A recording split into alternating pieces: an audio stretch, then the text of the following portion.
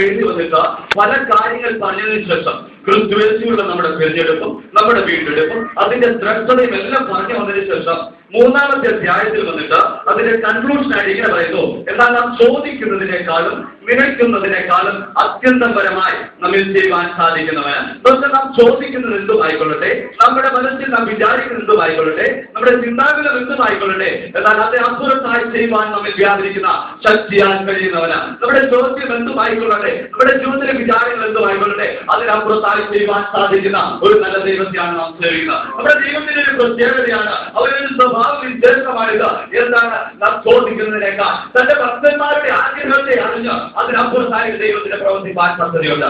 നോക്കുക, തിരുവചനം ആദ്യോടെ നമ്മൾ എടുത്ത് പരിശോധിച്ച് നോക്കിയാൽ ഭക്തന്മാരുടെ ആഗ്രഹങ്ങൾക്ക് അപ്പുറത്തായിട്ട് നോക്കിയ ദൈവത്തെയാണ് കാണുവാൻ സാധിക്കുന്നത്. അബ്രഹാം പറഞ്ഞു, ഇസ്മായിലിന്റെ മുൻപാകെ ജീവനോടെ ഇരുന്നാൽ മാത്രം മതി. എന്നാൽ ദൈവം സമയത്തിന്റെ പൂർത്തീകരണത്തിൽ, കാലത്തിന്റെ പൂർത്തീകരണത്തിൽ ഇസ്മായിലിനെ മാത്രമല്ല വാഗ്ദത്ത സന്തതിയായ ഇസ്ഹാക്കിനെ കൂടെ അബ്രഹാമിന് നൽകി. നോക്കുക, എന്തു നാം ചിന്തിക്കുന്നു അതിനപ്പുറത്തായ ദൈവത്തിന്റെ പ്രവർത്തിക്കാൻ താല്പര്യമുണ്ട്. സക്കായിയുടെ നല്ല ആഗ്രഹം യേശുവിനെ ഒന്ന് കാണണം. സക്കായിയുടെ ആഗ്രഹം യേശുവിനെ എങ്ങനെയെങ്കിലും ഒന്ന് കണ്ടാൽ മാത്രം മതി. എന്നാൽ യേശു സക്കായോടുകൂടെ വീട്ടിൽ അവനെ വീട്ടിൽ ചെന്ന് വാർത്തു. ഇതൊക്കെ നമ്മുടെ ചിന്ത എന്തുമായിക്കൊള്ളട്ടെ, എത്ര വലിയ വിചാരവുമായി, എത്ര വലിയ ഭാരവുമായി, നമ്മുടെ ആഗ്രഹങ്ങളുമായി ദൈവത്തിൽ കടന്നു വന്നിട്ടുണ്ടോ അതിനപ്പുറത്തായി ദൈവത്തിന്റെ പ്രവർത്തിക്കാൻ പദ്ധതിയുണ്ട്. അതുകൊണ്ടാണ് ഇങ്ങനെ പറയുന്നത്, നാം ചോദിക്കുന്നതിനേക്കാൾ നാം നിരക്കുന്നതിനേക്കാൾ അത്യന്തപരമായ നന്മ. അതുകൊണ്ട് തിരുവനന്തപുരത്തിന്റെ അടിസ്ഥാനത്തിൽ വേഗത്തിൽ കടന്നു പോകുവാനായിട്ട് ഞാൻ ആഗ്രഹിക്കുന്നു. രൂത്തിന്റെ പുസ്തകം 1-ാമത്തെ അധ്യായം 1-ാമത്തെ വാക്യം. ഒരിക്കൽ ദേശത്ത് ക്ഷാമമുണ്ടായി. ഭൂമിയിലെ ബേത്ത്ലേഹേമിലുള്ളവരാൽ തന്റെ ഭാര്യയും 2 പുത്രന്മാരുമായി മോവാബ് ദേശത്ത് പരദേശിയായി പാർക്കുവാൻ പോയി. മോവാബ് ദേശത്ത് പരദേശിയായിട്ട് പാർക്കുവാൻ ഒരു കുടുംബം കടന്നു പോവുകയാണ്. എലിമലേക്കിന്റെ കുടുംബം. ദേശത്തിൽ ക്ഷാമമുണ്ടായി. അപ്പത്തിന്റെ ഭവനമായ ബേത്ത്ലേഹേമിലെ താൽക്കാലിക ക്ഷാമത്തെ കണ്ടുകൊണ്ട് മോവാബ് ദേശത്ത് പരദേശിയായിട്ട് പാർക്കുവാൻ വേണ്ടിയിട്ട് എലിമലേക്കും സകുടുംബം യാത്രയാകുകയാണ്.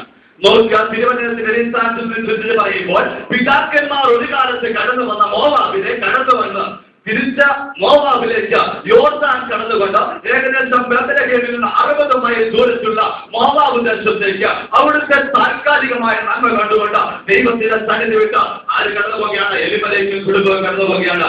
അപ്പോസ്തലപ്രവൃത്തി 17-ാം അധ്യായം 26-ാമത്തെ വാക്യത്തിൽ ഇങ്ങനെ ഒരു വാക്കുണ്ട്, വേഗത്തിൽ വായിച്ചട്ടെ. ഭൂതലത്തിലെങ്കിലും കുടിയിരിപ്പാൻ.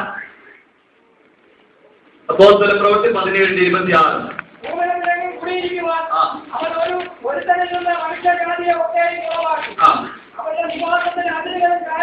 അവരുടെ നിവാസത്തിന് അതിരുകളും കാലങ്ങളും നിശ്ചയിച്ചു. എപ്പോൾ എവിടെ നാം ആയിരിക്കണമെന്ന് ദൈവത്തിനൊരു പദ്ധതിയുണ്ട്. അവർ അതിനുവേണ്ടി ഒരു കാലം നിശ്ചയിച്ചു. നീ ഇന്ന സമയത്ത് ഇന്ന സ്ഥലത്തായിരിക്കണമെന്ന് ദൈവത്തിന് ആഗ്രഹമുണ്ട്. എന്നാൽ ദൈവിക പദ്ധതിയെ എന്നേക്കുമായി തള്ളിക്കളഞ്ഞുകൊണ്ട് അതിനെ പുറകിലെറിഞ്ഞുകൊണ്ട് ദൈവം ആക്കി വെച്ചിരിക്കുന്ന സ്ഥലത്തു നിന്ന് മറ്റൊരു സ്ഥലത്തേക്ക് ദൈവ സന്നിധിയിൽ നിന്ന് എന്നേക്കുമായി വിട്ടുപോകുന്ന മോവാബിലേക്ക് നീ തിരിച്ചു പോകുമ്പോൾ ആർക്കണമിന്റെ പരാജയം അവിടെ തുടങ്ങുകയാണ്. എവിടെ നീ എന്ന് വിട്ടുപോകുന്നതിലേക്ക് തിരിച്ചു പോകാൻ തുടങ്ങുന്നു അന്ന് പരാജയം തുടങ്ങിയാണ്. എലിമലേക്കാൾ സകുടുംബമായി യാത്ര പുറപ്പെട്ടു. എന്റെ ചിന്ത ഞാൻ ഇങ്ങനെ പറയാം, അക്കാലത്തെ അത്യാവശ്യം സാമ്പത്തിക സ്ഥിതിയുള്ള വ്യക്തിയായിരിക്കണം എലിമലേക്ക്. കാരണം 4 വ്യക്തമായ തെളിവുകൾ തിരുവനന്തപുരത്തിന്റെ അടിസ്ഥാനത്തിലുണ്ട്. ലൂത്തിന്റെ പുസ്തകം 2:1 പറയുന്നു, അവരെ ചർച്ചക്കാരനായി ബോവസ് മഹാധനവാനായിരുന്നു. ലൂത്തിന്റെ പുസ്തകം 4:5 പറയുന്നു, അവന്റെ 1-ാമത്തെ വീണ്ടെടുപ്പുകാരോട് വീണ്ടെടുക്കുവാൻ പറയുന്ന സ്ഥലത്ത് പറയുന്നു അവരുടെ അതിന് തയ്യാറായി. 1:19 നവോമിയുടെ സ്റ്റേറ്റ്മെന്റ് ഇങ്ങനെയാണ്, ഞാൻ നിറഞ്ഞവളായി പോയി ഒഴിഞ്ഞവളായി മടങ്ങി വന്നു. 21-ാമത്തെ വാക്യവും 19-ാമത്തെ വാക്യത്തിൽ ഇങ്ങനെ പറയുന്നു, അവർ മോവാബ് മുതൽ ബേത്ത്ലേഹേം വരെ നടന്നു. ആ തിരുവനന്തപുരത്തിൽ മാത്രമേ നടന്നതിന് വേണ്ടിയിട്ടുള്ളൂ. അതിനു മുമ്പ് അങ്ങോട്ട് എങ്ങനെയാണ് പോയത് ഞാൻ പറയുന്നില്ല, അങ്ങനെയാണ് തിരുവനന്തപുരം പറയുന്നില്ല. എന്റെ ഒരു ചിന്ത പറയുന്ന യാത്രപുറത്ത് അത്യാവശ്യം കാര്യങ്ങളുമായിട്ട് സകുടുംബമായിട്ട് എന്ത് ചെയ്യുകയാണ്? എലിമലേക്ക് യാത്ര പുറപ്പെട്ടു. 1-ാമത്തെ അധ്യായം 3-ാമത്തെ വാക്യത്തിൽ വന്നപ്പോൾ ദൈവത്തെ ഉപേക്ഷിച്ച് കടന്നുപോയവന് ആദ്യത്തെ വാണി കിട്ടി. ദൈവത്തെ ഉപേക്ഷിച്ച് കടന്നുപോയ നവോമിക്ക് 1-ാമത്തെ വാണി കിട്ടി. വായിച്ചേ. എന്നാൽ എലിമലേക്ക് മരിച്ചു. ഫസ്റ്റ് വാണിംഗ് അവിടെ കിട്ടി. ആർക്ക് കിട്ടി? നവോമിക്ക് കിട്ടി. ദൈവത്തെ വിട്ട് എപ്പോൾ എവിടേക്ക് നീ ഇറങ്ങിപ്പോകുന്നോ അന്ന് നിനക്ക് ആദ്യത്തെ വാണിംഗ് തമ്പുരാൻ തരും.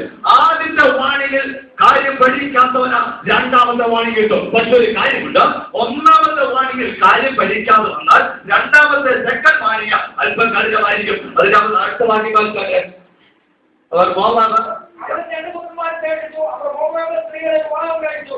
ഒരുത്തിക്ക് ഓർമ്മ എന്ന മറ്റൊരു അത് അഞ്ചാമത്തെ വാക്യം. പിന്നെ മകളോനും ചില്ലോനും ഇരുവരും മരിച്ചു. രണ്ടാമത്തെ വാണിജ്യം വളരെ ശക്തമായിരുന്നു. നോക്കുക, 4 പേരായിട്ട് പോയി. ഈ 4 പേരിൽ പോയതിൽ ഒരാൾ ശേഷിച്ചു. 4 പേർ ബേത്ലഹേമിൽ നിന്ന് മോവാബിലേക്ക് കടന്നുപോയി. 25% തിരിച്ചു വന്നു. നോക്കുക, ദൈവത്തെ കൂടാതെ എന്തെങ്കിലും വിധത്താൽ, ദൈവത്തെ കൂടാതെ എന്തെങ്കിലും സമ്പാദിക്കാമെന്ന് കരുതിയാൽ എന്നേക്കുമുള്ള പരാജയമായി നീ വിതച്ചതിന്റെ 4 പോലും കിട്ടാത്ത ഒരവസ്ഥയിലേക്ക് ദൈവം നിന്നെ ആക്കിത്തീർക്കുന്ന മറന്നു പോകരുത്. യഹോവ വീട് പണിയാതിരുന്നാൽ പണികൾ വൃഥാധ്വാനിക്കുന്നു. യഹോവ പട്ടണ കാക്കാതിരുന്നാൽ കാവൽക്കാർ വൃഥാചാകരിക്കുന്നു. ദൈവത്തെ കൂടാതെ എല്ലാ സമ്പാദ്യവും എല്ലാ പ്രയത്നവും നിഷ്ഫലമാണ്. വേഗത്തിൽ കടന്നു പോകട്ടെ. അതിന്റെ അടുത്ത വാക്യത്തിലേക്ക് പറയുന്നു, അവൻ മോവാബ് സ്ത്രീകളെ വിവാഹം കഴിച്ചു. സക്കന്മാണി കഠിനമായപ്പോൾ നവോമി തിരിച്ചറിഞ്ഞു. തിരിച്ച് യാത്ര പുറപ്പെടുവാൻ വേണ്ടി തയ്യാറായി. എന്നാൽ അവിടെ വെച്ച മോവാബ്യ സ്ത്രീയെ വിവാഹം കഴിച്ച രൂത്ത്, ഓർദ, ഇങ്ങനെ 2 സ്ത്രീകളും അവിടെ പറഞ്ഞിരിക്കുന്ന തിരുവനന്തപുരത്തിൽ അല്ലെങ്കിൽ ചില ഇങ്ങനെയാണ് ചൈൽഡ്ലെസ് വിഡോ, അവർ കുട്ടികളില്ലാത്ത അല്ലെങ്കിൽ മകളോനും കില്ലോനും അവരിൽ ഒരു അവരുടെ കുഞ്ഞുങ്ങളെ ജനിപ്പിക്കാൻ പോലും കഴിയുന്നതിന് മുമ്പേ ലോകത്തോട് വിട പറഞ്ഞു. നോക്കുക, 3 സ്ത്രീകൾ മാത്രമായിട്ട് ശേഷിച്ചു. 3 സ്ത്രീകൾ മാത്രമായിട്ട് ശേഷിച്ചു. അവിടെ നവോമി പറയുന്നു, കാര്യങ്ങളൊക്കെ നമുക്ക് വേഗത്തിൽ അറിയാൻ നമുക്കറിയാം. അതുകൊണ്ട് വേഗത്തിൽ കടന്നു പോകട്ടെ. ഓർഫ ചുംബിച്ച പൊട്ടി കരഞ്ഞ തിരിഞ്ഞുപോയി. എന്നാൽ 1:16 ഇങ്ങനെ പറയുന്നു, രൂത്ത് പറ്റി നിന്നു. ആരോട് പറ്റിയിരുന്നു? നവോമിയോട് പറ്റിയിരുന്നു? അല്ല, നവോമിയുടെ ദൈവത്തോട് പറ്റിയിരുന്നു. നിന്റെ ദൈവം എന്റെ ദൈവം എന്ന് പറഞ്ഞുകൊണ്ട് രൂത്ത് നവോമിയോട് പറ്റിയിരുന്നു. നവോമിയോടൊപ്പം ദൈവത്തോടും പറ്റിയിരുന്നു. ഞാൻ വേഗത്തിൽ പറയട്ടെ, പിതാക്കന്മാർ സേവിച്ച പിതാക്കന്മാർ സുമന്ന ഈ തിരുവനന്തപുരത്തുവാൻ പിതാക്കന്മാർ പറ്റുന്നത് ദൈവത്തെ നീ സേവിക്കുവാൻ ഇറങ്ങി തിരിച്ചാൽ, നവോമിയുടെ ദൈവത്തെ സേവിക്കുവാൻ രൂത്ത് ഇറങ്ങി തിരിച്ചപ്പോൾ എന്താ അനുഗ്രഹം ഉണ്ടായിരുന്നറിയാമോ? ഈ തിരുവനന്തപുരത്തിൽ 2 പുസ്തകങ്ങൾ മാത്രം. ശ്രീനാമധേയത്തിൽ രൂത്ത് പുസ്തകം, അതിലൊന്ന് രൂത്തിന്റെ പുസ്തകമാണ്. യേശു ക്രിസ്തുവിനെ വരുമ്പോൾ രൂത്തിന്റെ പേരകത്തുണ്ട്. നോക്ക, ദൈവത്തോട് പറ്റിരുന്ന നീ അനുഗ്രഹം പ്രാപിക്കും. ദൈവത്തെ പറ്റി നിന്നാൽ, പിതാക്കന്മാർ സേവിച്ച ദൈവത്തോട് നീ പറ്റി നിന്നാൽ നീയും അനുഗ്രഹം പ്രാപിക്കാൻ തുടങ്ങും. വേഗത്തിൽ കടന്നു പോകട്ടെ. 1:16 ദൈവത്തോട് അവൾ പറ്റി നിന്നു.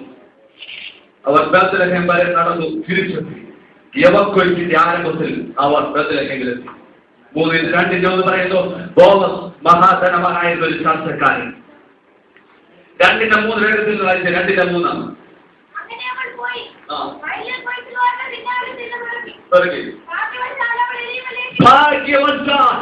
ഭാഗ്യവശാൽ അവൾ ബോവസിന്റെ വയലിൽ നിന്ന് പകൽ വിളിച്ചു പറയട്ടെ.